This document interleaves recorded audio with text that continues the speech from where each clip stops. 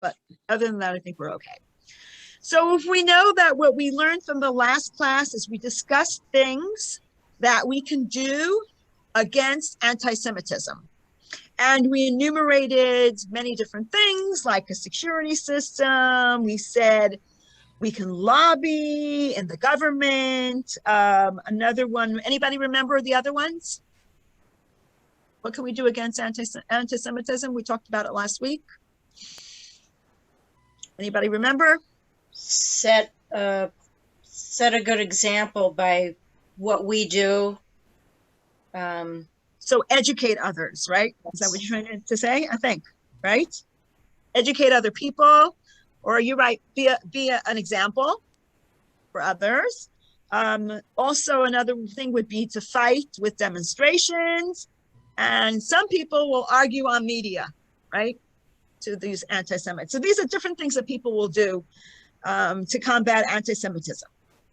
So let's open the book. Actually, let me show it to you on here because it's easier that way. Let me share the screen. Share screen. Let me do it with the sound so I can use the sound for later. Share. Okay, so now let us look at the lesson 1. Okay, so look at your books on page number 3 if you have books. If you don't have a book, I have it on the screen. Can you see the screen? It's small. It's small. Do you want me to make it bigger? Yes. Okay, hold on. Let me see if I could make this. Oh, yeah. Oops. Is that better? Yeah, that's better. Yeah. Okay, that's better? Okay. So we see figure 1.1. It says here, leaving the UK. Some people, they want to leave the United Kingdom. So this is talking about Britain, actually, to leave. So if you remember that already in 2019, there were a lot of different things that happened in France and England, and many people were very upset. So let's look at this and see how many people wanted to leave in 2019. So it says, in the past 2 years, I've considered leaving Britain due to anti-Semitism. And about 31% is agreeing. And if we look at the orange on the bottom, in 2018, it was 29%. And in 2017, it was 24%. And 2016, it was 21%. So we see that basically it's going up. People are more likely to want to leave Britain. And strongly agree is 11%. It's interesting because the 2018 is a little bit higher. But if we go down further, we see that it is 8%, 7%. So it did go up actually in 2018, that people are strongly agreeing to leave. So this is what the statistics is basically telling them, to show that anti-Semitism actually went up in the early, actually from 2015, 16, 17, 18, 19. It's starting to go up and up, which is interesting. But if we look at the next statistics, we see that some people, due to anti-Semitism, I try not to show visible signs of my Judaism when I go out, like the Star of David or a skull cap, which is a yarmulke. So these are people that are not showing. Hold on a minute, guys. I think somebody came.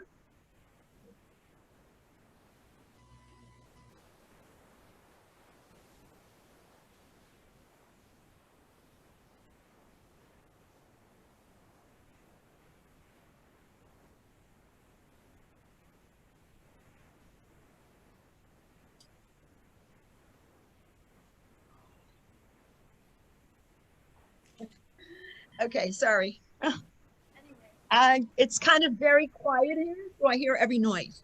Anyway, so if we see here, due to anti-Semitism, we say, I will not to show visible signs of my Judaism when I go out, like a Star of David or a Jewish skull cap. So here we look at 2019, and we look at the agree.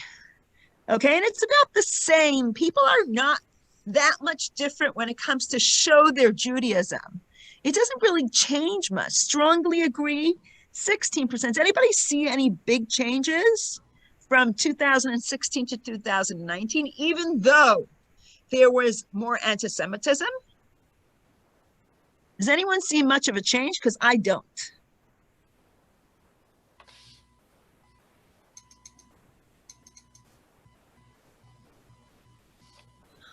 I'm not really sure. I mean, I don't see much of a change with people, whether they want to stay Jewish or not, when it comes to each of the years.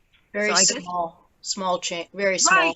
Right. It's not comparable to how much more anti-Semitism there is. So I guess people that are religious or care about their Jewish heritage, or they wear Star of David, they'll continue to wear it, even if there's more anti-Semites around. I think that doesn't really change much. And that's an interesting point. If you look at that point, I would say that's very fascinating, because it's basically showing that people stick to their beliefs and their convictions in this case. So I don't know what this is trying to show. I think this is basically trying to show that people do not change for the fact that there's more anti-Semites. That's what I get from here. Okay, so that is figure 1.2. People are not more afraid to show that they're Jewish. Then we look at what's happening in the United States, okay? Look at the flow of anti-Semitic incidents between 2009 to 2019. Do we actually, it looks like there was less in 2013, because I think that before, I think there was more anti-Semitic acts, and then it went down, it dipped, and then it started going back up. Whereas in 2019, it's pretty high compared to what it was before. Does anyone have an idea of why that's the case?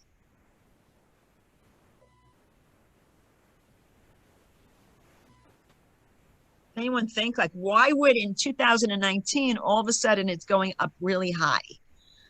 I usually think that it has a lot to do with the Jews in Israel, what's going on there. Do you remember that the biggest, strongest intifada was like in 2001, 2002, 2003, at that time? And I think that what happens is that first it starts in Israel, and then little by little, it starts to creep up in America too. So it's the same thing. Like first, an anti-Semite will start with a religious Jew, but sooner or later, they'll start with all Jews. So it's not about, how religious you are or how little religious you are or where you live.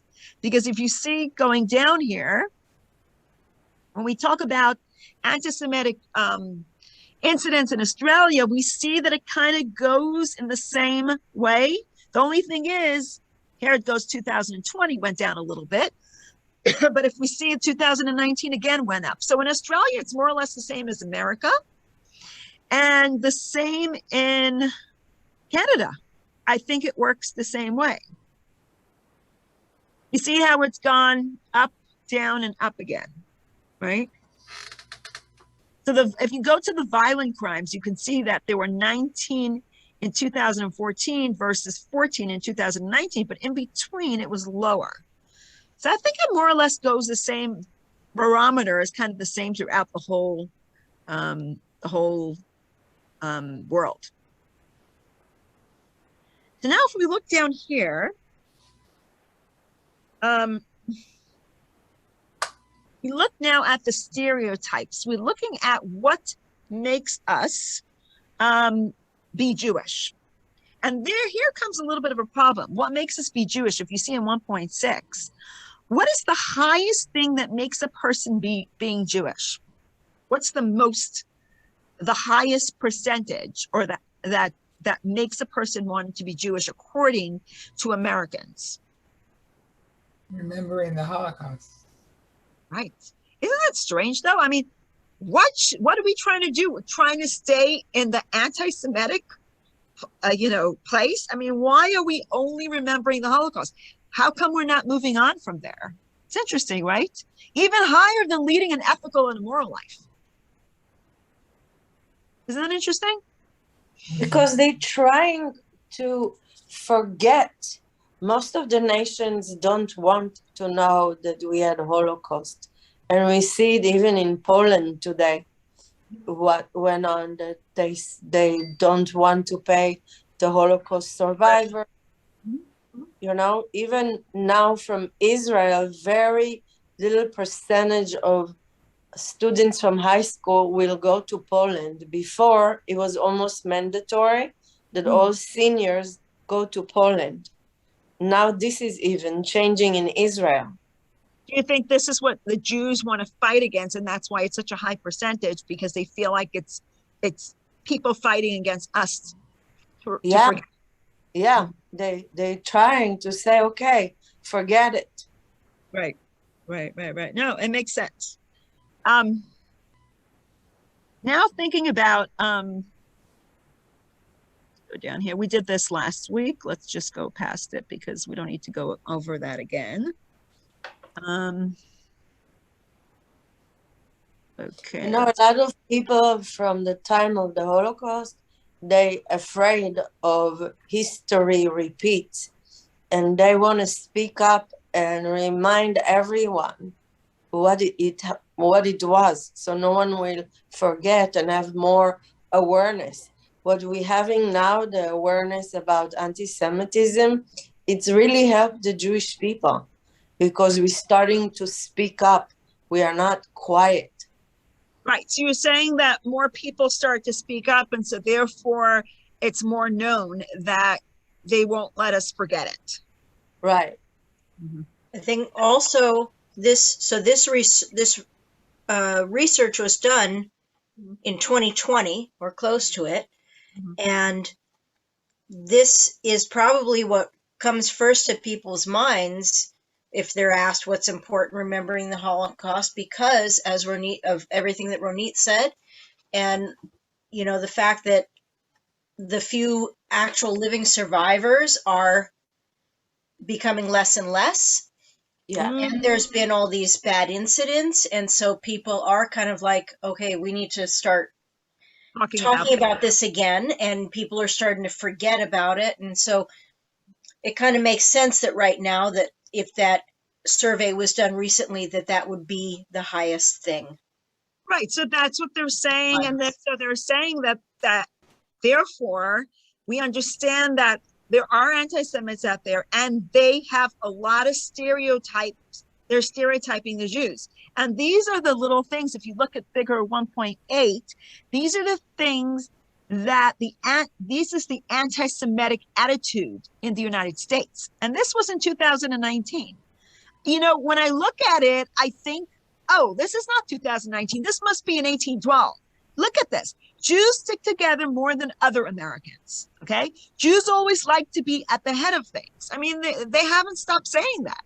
Jews are more loyal to Israel than to America. Okay, that sounds very modern, but that's what they're trying to say, is that they're trying to say that Israel and Jews are the same, even though we're saying it's not. Jews have too much power in the business world. Jews have too much control and influence on Wall Street. I've heard that a lot. And remember, in the old days, it was the moneylenders, right? Jews are just as honest as other business people, right? I don't know if that's true even. Jews don't care what happens to anyone but their own kind. Jews have too much power in the United States today. That's always been a thing. Jewish businessmen are so shrewd that other people do not have a fair chance of competition. Jews are more willing than others to use shady practices to get what they want. Here we go again. This is a stereotype. Jews have a lot of irritating faults. Okay, so we don't like this about Jews. We don't like that about Jews. I mean, if we go back to the old, I don't know if it's on this thing, but if we go back, let me see if they have it here. The page, look at page 42, I think. Page 42. Let's go back here. 30. Okay, I want to see if they have it here. I don't know if they finished it with it or they didn't put it. Oh, yeah, they did. No, they didn't put it in here. Did they? Yeah, they did. Okay, so if we look at page 42, we can see many different things that they've been saying for years, and see that nothing has changed. I mean, we see here bestialization. Ancient times, Jews have compared to derogatory terms in barnyards and wild animals and must influence ancient texts. Okay, for example, Jews are compared to pigs, goats, cows, apes. Okay, those are the old days. They used to say that. And we remember the blood libel, right? Do you remember the blood libel? That they said that the Jews put blood into their matzah. And then you have the communists who just said, you know, Jews are the ones that want to turn over the world. And then a lot of Nazi propaganda about Jews, etc., etc. Then they demonized the Jews. They also said that the Jews brought the dirt and disease into the world. Remember the Black Plague? The Black Plague? Do you remember the story with the Black Plague, right? Oh, yeah. See, it says it here. Black Death in the 14th century. Yeah. They were saying that the Jews did something to the water. And then there's all these different myths in the Christian church when they said that the Jews killed Jesus and all that kind of stuff. Even in the media, they say the Jews control the media, right? And they say that Jews control the money. It's all in the Jews' hands. And then they're saying a kosher ritual slaughter of animals for food. They were saying they're cruel and bloodthirsty, etc. You know, also poisoning the wells, and world domination are the Jews. Remember the protocols of elders of Zion? They said the Jews rule everything and therefore they need to be killed, etc., etc. I mean, these are all different things that we've been hearing for years and years and years. And that is actually, you know, terribly anti-Semitic. Okay, so where are we coming back to these things that they say now? I mean, it hasn't much changed. I mean, it's all basically the same. Text 2, 3, here, let's go down here. You know, the Rabbi Sachs, he was English. He passed away like last year. I don't know if you heard of him. Yeah, of course. So we all love him. He took anti-Semitism as far as the time of Lavan. How? Right. We're gonna go back to that in a moment, because this is part of the class that I'm going to give today. Actually, very good, excellent. Okay, so we see that here's the results of stereotyping Jews, anti-Semitic attitudes in the U.S. Okay, so we see that it actually went down, which is interesting. I mean, it started at 29% in 1964. It's only 11% in 2019. It's basically anti-Semitic acts as a whole, as a general whole, are going down. But we always have these crazy little maniacs. You know, Ben Shapiro says the system is not anti-Semitic. The Jews are still out there. I really liked when he said that, because it seems like, yes, there's no Romans, there's no, you know, there's no Hitler, there's no Stalin, but we see the little anti-Semites coming out of the woodwork, and we still see them. So let's review text number 5. Does somebody want to read text number 5 again?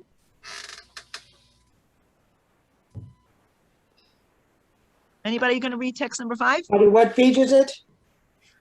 It is on page 20. 20. Okay. I can try. Okay, go ahead. Okay. It is heartening that the attitude towards Jews have improved over the last few years and historically have declined significantly in America, said Abraham Foxman, ADL National Director.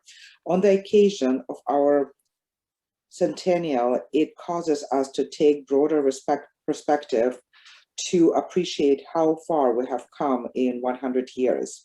In 1913, there were no surveys like this, but anti-Semitism was rife in public and private expressions, in universities, jobs, and neighborhoods. In 1964, when we did our first survey, we found that 29% of Americans held anti-Semitic views. So we and America have made real progress. Yeah, so we definitely made progress, but they're still out there, obviously. So last week we talked about the fears, that you shouldn't have fear. We said it's not good to delve on the negative, that we should really delve on the positive. If you remember to be able to do our mission, we need to delve on the positive and not really pay so much attention and really give that anti-Semites, that it's very important. But yes, we need to be careful, but at the same time, we need to look at it positively and keep our mind and focus on our mission. So fear is what hurts us the most. Okay, I had a little video here, actually, on fear.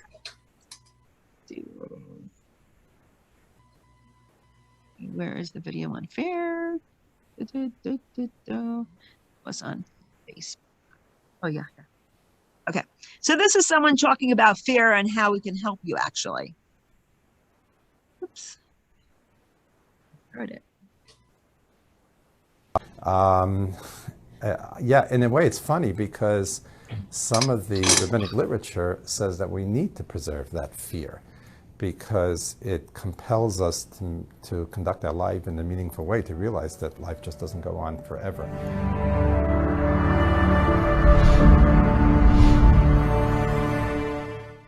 Fear, or if you call it anxiety, whatever, serves a very important function in life. If we could surgically remove the part of the brain that has Sorry. fear, we would lead very dangerous and unproductive lives. The presence of fear or anxiety in appropriate portions is a motivator. So too little, we are unmotivated, too much, we're paralyzed. So what is he saying here? He's saying that fear is a good thing in a way because it motivates us. Obviously not too much fear and not too little fear, because then we won't be motivated. So when we're going through a challenge, it could be a good thing, fear, not a bad thing. Okay, so if we know that the Baal Shem Tov, when he was a little child, his father said to him when he was 5 years old and he was passing away, he said, "Do not fear anyone, only God." So in other words, he was basically telling him that fear is a good thing, but it's not the fear of a person, it's the fear of God. That's important, the awe of God, to know where your place is. So what should you do? Okay, so we talked about the different things that we should do. So number one, try to trust in God. Number two, this is things we talked about last week. Stay positive. There's a funny little story in Kharkov that these two guys were coming to the Rebbe Rashab and they were traveling from Kharkov. When they came to the Rebbe Rashab, they both had an audience with the Rebbe. And the Rebbe asked the first one, "So, how's Kharkov?" He says, "Kharkov? Kharkov is the most beautiful place. There's so many nice people there. We have, a minyan every single day. We have charity funds. Everything is doing wonderful in Kharkov." He said, "Oh, that's so great. Here's a gold coin. Go home and be happy in Kharkov." He said, "Okay." The second guy walks in and he says to him, "No, so how's Kharkov doing?" So he goes, "You don't know Kharkov. It's such a terrible place. Everyone's always fighting. They're always killing each other. Nobody likes each other. There's all these ganavim, these stealers and killers. And Kharkov, it's a terrible place." So he says, the Rebbe Rashab says, "Okay." And he left. And they met each other outside. And the first guy goes, "Oh, the Rebbe Rashab gave me a gold coin." And he says, "Really? He didn't give me one." So he says, "Let's go back in and ask him why." So they went back in and the Rebbe Rashab tells them, when you see things in a positive light, everything's going to be good in your life. When you start to see things with negativity and everything is so bad, it doesn't work out well. So in other words, we need to stay positive. That's number two. Number three, we need to pray. Remember, we had the story of Natan Sharansky, who prayed. We also know that the third mother, Leah, she wasn't supposed to marry Yaakov, and she prayed to God that she should marry Yaakov and that she should have children from Yaakov. And her prayers were answered, because who came out of Leah? The tribe of Judah, who was King David and Mashiach, and the tribe of Levi, who were the Kohanim in the temple. So yes, prayer does work.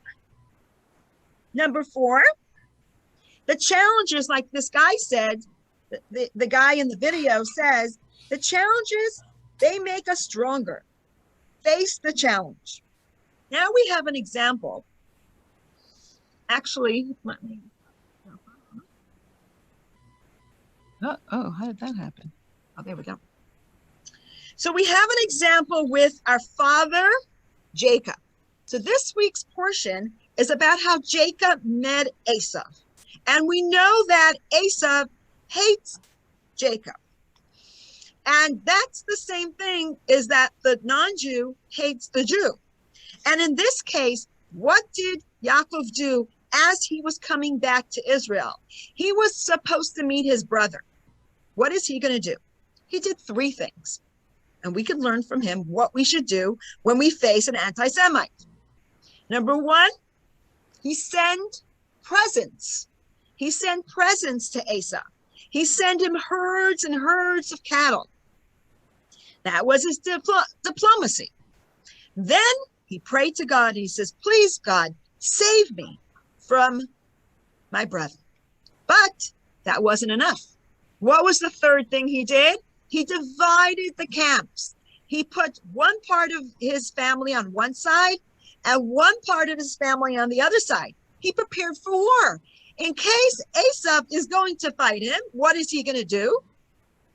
He is going to put his part of his family on one side, and if one part of his family gets killed, at least they have the other part of the family to come from the other side and fight. So this was the strategy to fight, to go to war.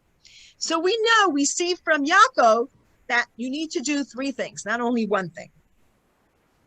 So you need to remember that the action is important. We see later when the Jewish people were going across the Yam Suf, they were going to run away from the Egyptians. And what's in front of them? In front of them, there was the water. And what was behind them? The Egyptians. So they were stuck between a rock and a hard plate. They couldn't go anywhere. They couldn't go forward. They couldn't go backward. So they were divided into four groups. One group said, let's just pray. Another group said, let's jump into the water and die. The third group said, let's surrender to the Egyptians. And the fourth group said, what did they say? Jump. Let's move forward. No, that's what God said, move forward. No. It was 4 things that they decided. One was to pray, one was to fight the Egyptians. And one was to give up to the Egyptians, and the other one was to jump into the water. Okay, I got the 4. Anyway, so God was saying, guys, this is an emergency time. This is not a time to stand and pray. This is not a time to fight back. This is not time to kill yourself. This is a time to have faith in God. And what did he tell them to do? Go forward. Just go forward. God will do the rest. You need to take the first step. You step towards the water, and God will do the rest for you. So this is the story of the Yam Suf. And so it's interesting to note that we understand that it's split. It was an absolute miracle. Sometimes there's an open miracle, and sometimes there's a hidden miracle. So let's look at the story of Queen Esther, the hidden miracle story. What happened with Queen Esther? This was 2,500 years ago, the time of the Persian rule. King Ahasuerus ruled over the Jewish people in Persia. He had 127 provinces, and that was basically the whole world. So he made a huge party, and he invited, if you remember, he invited the Jewish people to come to the party. Some of them ate not kosher or whatever, so God wasn't too happy with them, but that's not the point of the story. The point of the story is that he told his wife to dance in front of him. She didn't want to. She disobeyed him, so he killed her. So now he was looking for a new wife, and who did he find? He found Mordechai's niece, Queen Esther. Esther was Jewish, but Esther did not say she was Jewish to the queen, otherwise she would get killed. So Queen Esther was the queen at that time, and who came along? Haman. Haman wants to destroy all the Jewish people. So Haman comes along and says to King Ahasuerus, I will give you money, you destroy the Jewish people. And Ahasuerus says, I don't need your money, just destroy, you want to destroy the Jewish people? Go for it. And Esther was very upset. So she told, this is what she told, if we look at share this again, share the screen, let's look at, how did I get that? No idea where that came from. But where is the, whoops. No, that's not the right one. That's not the right one. Ah, look at me. Hi. Nice picture. Wow. I know, right? Okay, here. Let's say trust in God here. No, it's the one. Where is it? Where is it? Okay, let's go to the downloads. I'm sorry. It's somehow disappeared again. So the lesson 1. Why is it going back there? Let's open it. Okay, for some reason it disappeared somewhere, but now let's go back. Let's look at text number, what's Esther's text? Number 10. Okay, somebody want to read about Esther? Text number 10. I can do it. Okay, go ahead. Okay. Esther dictated a message to be sent back to Mordecai. Go and assemble all the Jews who live in Shushan. Let them fast on my behalf. Let them neither eat nor drink for 3 days, night and day. I and my maidens will fast likewise, and then I shall go to the king, although it is contrary to the law. And if I am to perish, I shall perish. Okay, go on. Mordecai went ahead and implemented all that Esther had commanded him. On the 3rd day, Esther donned her royal apparel and stood in the inner court of the king's palace. Okay, so what did Esther do to overcome this decree? So she didn't just run to the king's palace. What did she do first? Fasted. Right, she fasted for 3 days, and she told Mordecai to have all the Jewish people fast for 3 days. So in other words, the first thing she did was something spiritual, but then she was going to go to the king. She wasn't just going to, make a spiritual thing and everything's going to fly in place, right? So we need to do an action. This is what's important. And action is very important, because if we don't do an action, it's not going to happen. And like we said, this was going to be a miracle, but this was within nature, because she was going to go to the king and ask the king to get rid of Haman. Okay, so this was an action on her part. So who wants to read? This is the Tzemach Tzedek has something to say about creating space for God to hide. In order for God to hide and to make a miracle, we need to create a space. So let's see what he says. Anybody want to read text number 11? I'll read. Okay, go ahead. Everything that comes into being in this material world must materialize through natural means. Nature, however, is simply a garment, meaning God's energy bringing things into existence must be dressed, concealed, and obscured to the point that an observer sees only a world that appears to run naturally. In truth, however, everything emerges directly from God himself. He obscures the divine bestowals until the miraculous and supernatural reality of material existence is not observable and material development seem perfectly natural. When, for example, God provides an individual with an ample livelihood, it's not done through a miracle as it was in the Sinai desert, when God rained manna and meat from the skies. Rather, God sends the blessing through the individual's business affairs. The gains reaped through commerce appear so natural that the individual can be fooled into thinking along the lines of "it's my strength that generated this wealth." Deuteronomy 8:17, and "it's my wisdom that led to my success," Ecclesiastes 2:9. "For I am well versed in commerce, I know what to buy and the most prudent times to sell." This arrangement works as long as we prepare a valid garment through which the divine flow of sustenance can descend into material reality. Our occupation must be proportionate, so that according to the rules of nature, the sum required for our livelihood could theoretically be gained via such an occupation. If this requirement is met, our occupation serves as a perfect garment in which God can disguise his blessing. For we could easily claim, "I acquired this wealth through my own skills," because it's indeed considered natural for such an occupation to yield that range of profit. Since such an assertion is logically sound, our occupation is an appropriate conduit for God's kindness.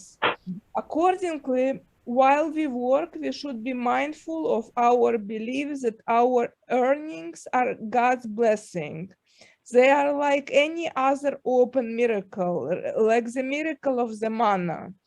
Our actions merely weave a garment behind which God can disguise his blessing.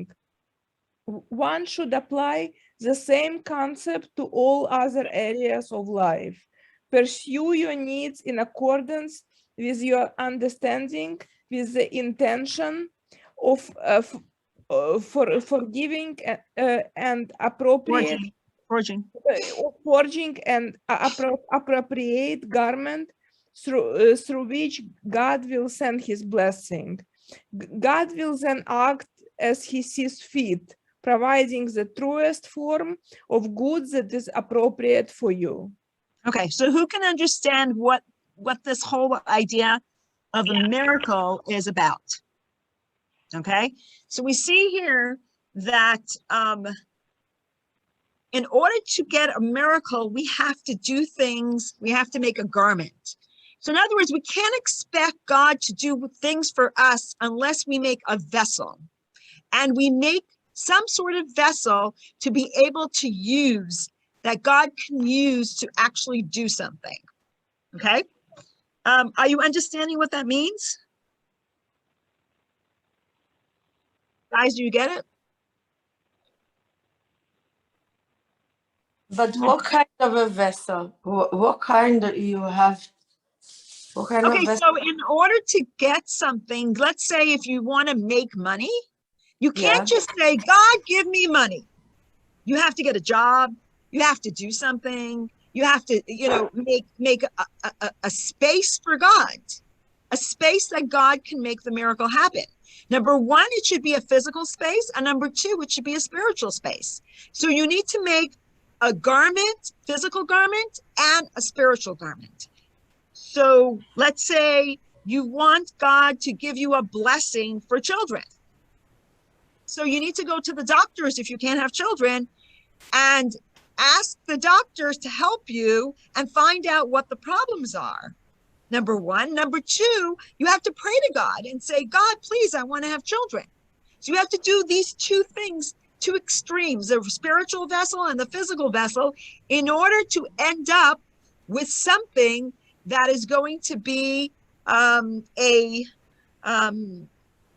a miracle happening to you. Because of course, you having a child, if you couldn't have a child, could be a miracle. But at the same time, if you don't pray and you don't make a vessel of going to the doctor and trying to use any physical means, then how are you going to get the miracle? You see that? So let's look at Esther's. What did you ask? No, I didn't ask. Oh, okay. So look at this. If you look at text number 12, we're going to go back to the idea of Esther and understand how that works with Esther. So somebody want to read it?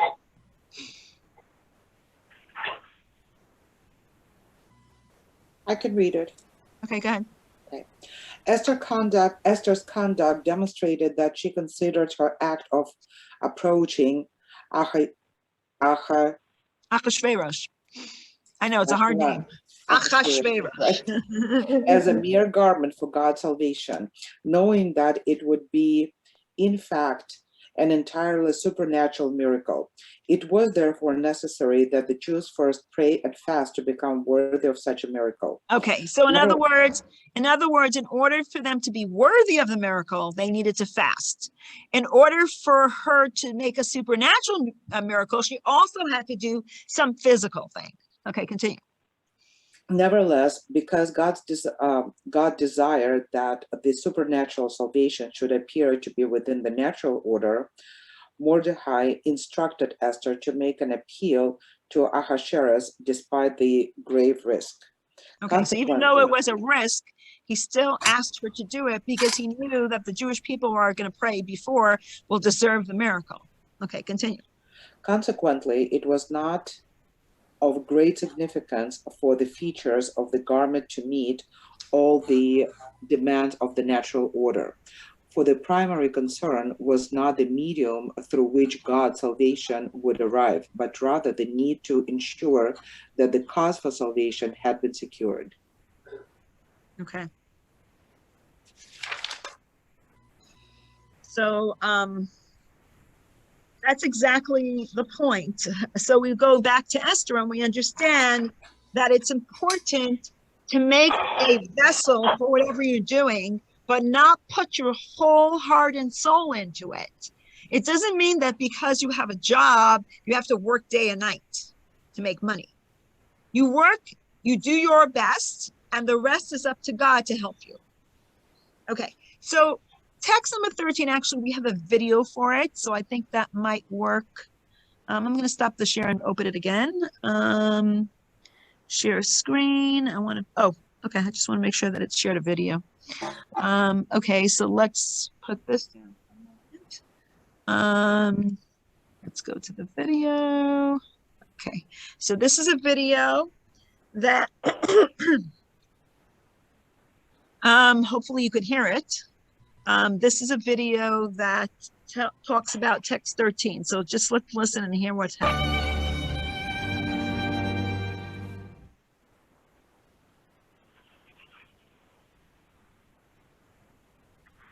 An excerpt from the Jewish educational media film, Faithful and Fortified, Volume 3, Israel's Government Leaders.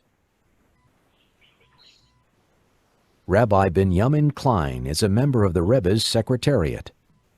Ich bin mich zwei Säge, kalt der Telefon, ich gebe ihm ein Telefon, kalt der Redos, ich will reden mit mir. Hat die kalt herumstehen.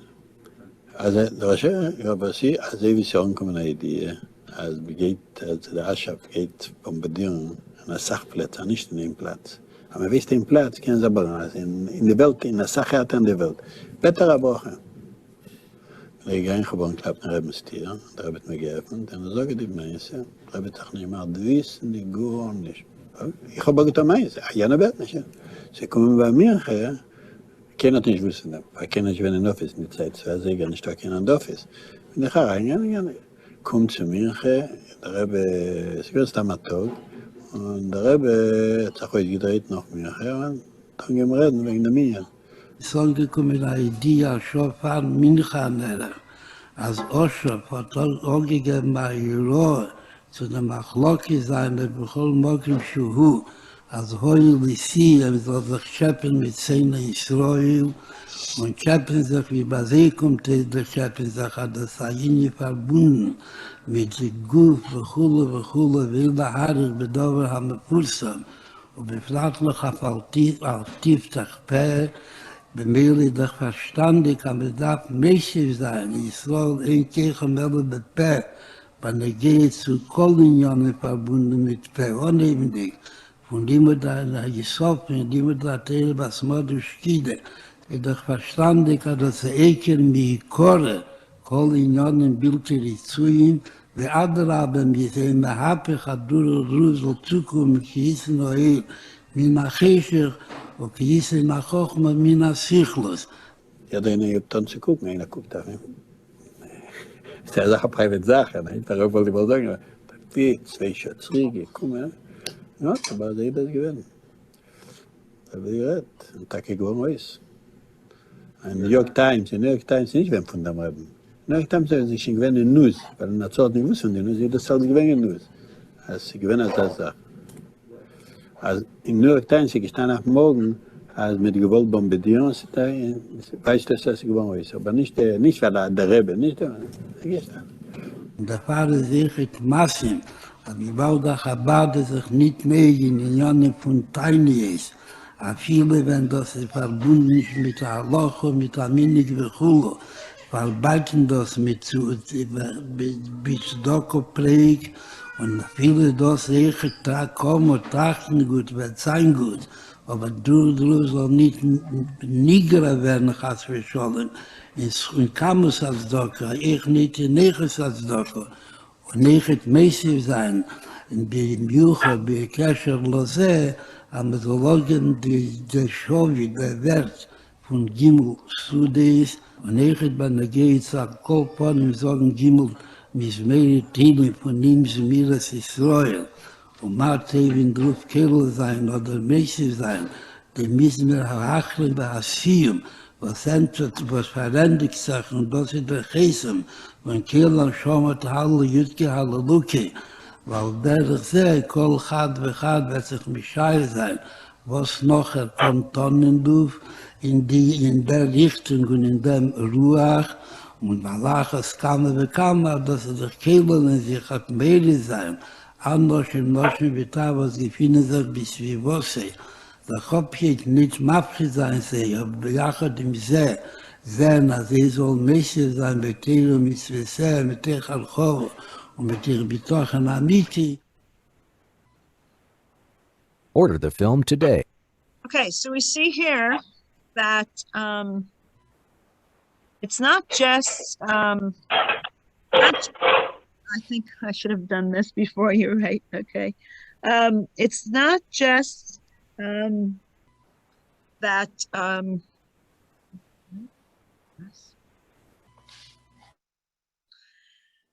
that we have to make some sort of keli, some sort of vessel. Like when you want something to happen, the Rebbe was saying that you should add in Torah and charity and prayer. And also he says that we don't fast, that we should give charity enough for 3 meals instead of fasting. So he was saying everybody get together and do this stuff because the PLO is planning something. So on one hand, the people that are there have to deal with the strategies, but at the same time, we also have to do something spiritual to make a vessel to be able to foil whatever there is. So the lesson we learn here is, first of all, do not fear, and also turn to a higher source, but need also something physical to bring it down to this world, and believe and trust that it will all turn out for the good at the end. And all of this that we're talking about, all of this culminates with the idea that anti-Semitism will disappear when Mashiach comes, because it says, "V'gar ze'evim keves," the wolf will lie down with the lamb. What does that mean? The lamb is the Jewish people, and the wolves are all the wolves that are around the lamb. The anti-Semites will lie down with the Jewish people, because usually when there is a darkness, like it says at the beginning of creation, "V'choshech al pnei sahom," there was a darkness, and then vayiyar, and then there was light. So that's what will happen, culminate when Mashiach comes. And this is what we say, that that all the light that we bring into the world is what we pushing this darkness away, this anti-Semitic darkness, by bringing more light. So on one hand, yes, we have to do something, but on the other hand, we should also make a vessel and do acts of goodness and kindness so that we can push away all these terrible people that want to come and kill us. So next week, we're going to talk about why people are anti-Semites and why does it exist to begin with. So that'll be lesson 2. We'll go on next week to lesson 2. Okay. Oops.